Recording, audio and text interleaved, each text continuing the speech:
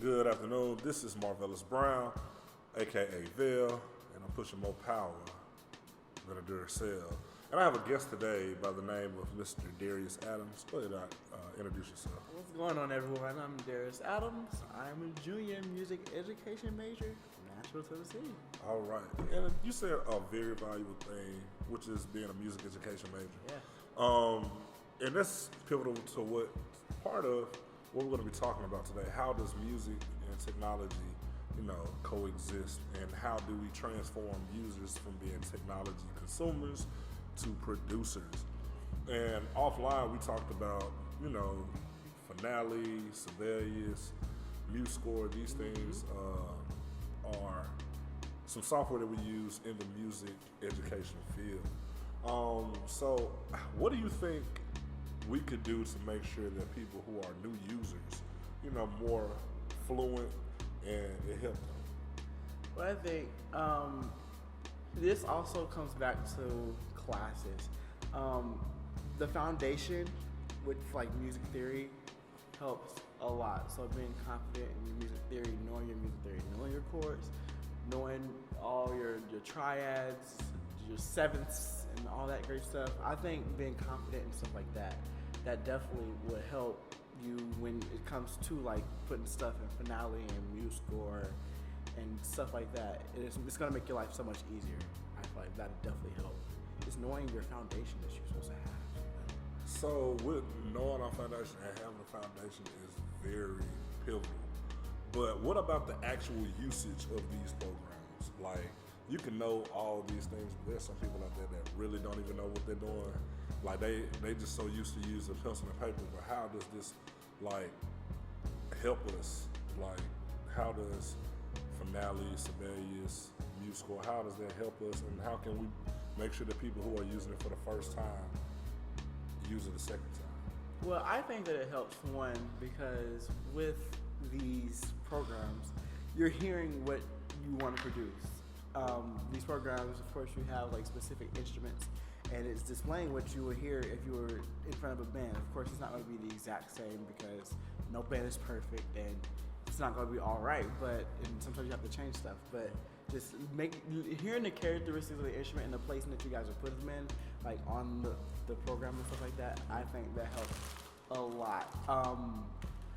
Honestly, I feel like classes for these type of softwares would help a lot, input, and also could be possible seminars as well for voice placements and all this good stuff. I just feel like it'll be so much helpful if we have people there to help, or people who are in positions to help people with these programs.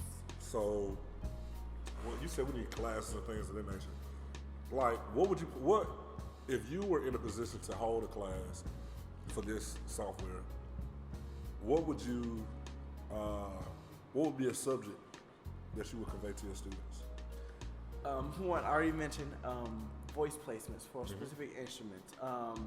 Some marching bands like to put euphoniums in the atmosphere, and it don't sound good. It may sound good on MuseScore because it's MuseScore, but in real life, your students is gonna be struggling trying to hit those notes. So, voice placements for a lot of, and also going into some of the basic theories. I feel like if we go back to theory 1 with a lot of things, identifying triads, identifying if it's major and minor, identifying keys, and to make a lot more stuff a lot more easier for us as well. So those are just 2 things that I would definitely teach. Okay.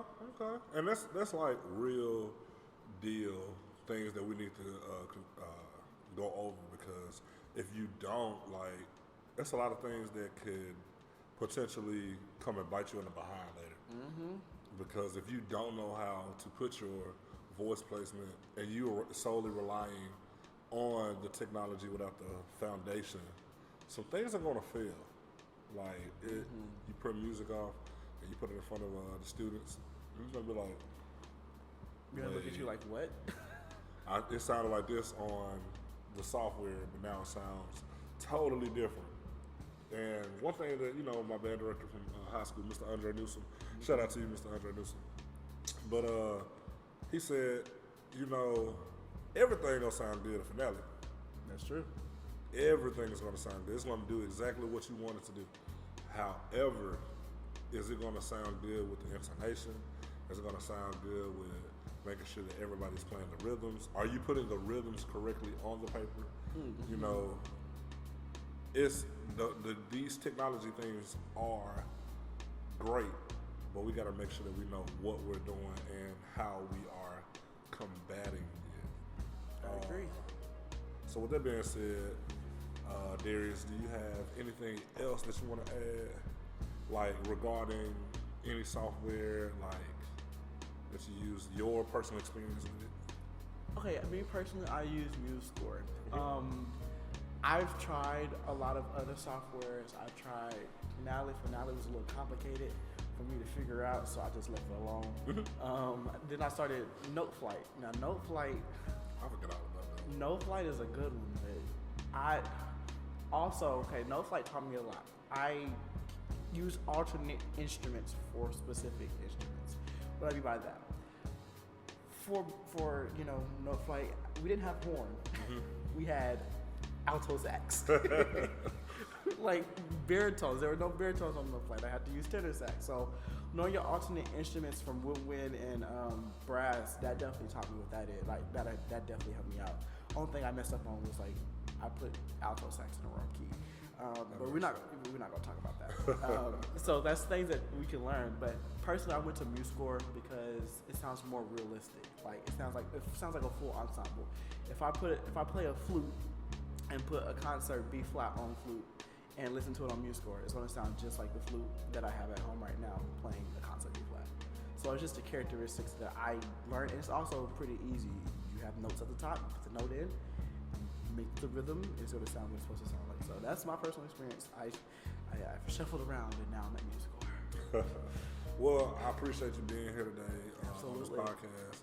We're going to be back with our next episode. We're going to be talking about strengths, weaknesses, recommendations for usage as it pertains to my personal research topic and things in this course. Peace and chicken grease.